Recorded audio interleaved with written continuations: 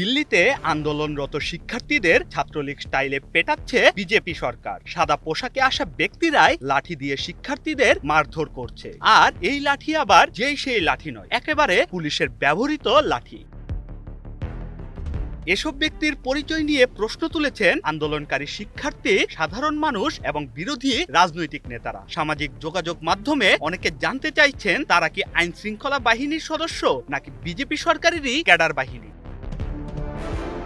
বাংলাদেশের জুলাই আন্দোলনের সময়ও ছাত্রলীগ ও পুলিশ আন্দোলনকারী শিক্ষার্থীদের ওপর লাঠিচার্জ, হামলা ও মারধর করেছিল। সেই সময়ের বিভিন্ন ভিডিও ও ঘটনার সঙ্গে দিল্লির সাম্প্রতিক ভিডিওগুলোর মিল খুঁজে পাচ্ছেন অনেক সামাজিক যোগাযোগ মাধ্যম ব্যবহারকারী ও আন্দোলন সংশ্লিষ্ট ব্যক্তিরা।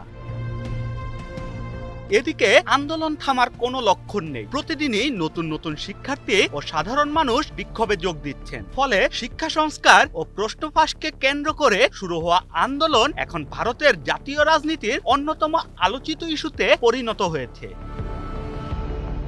সোমবার সংসদ অভিমুখে ককরোচ জনতা পার্টির নেতৃত্বে অনুষ্ঠিত বিক্ষোভে পুলিশ লাঠিচার্জ ও কাঁদানে গ্যাস ব্যবহার করে, যা আন্দোলনকে আরও উত্তপ্ত করে তোলে।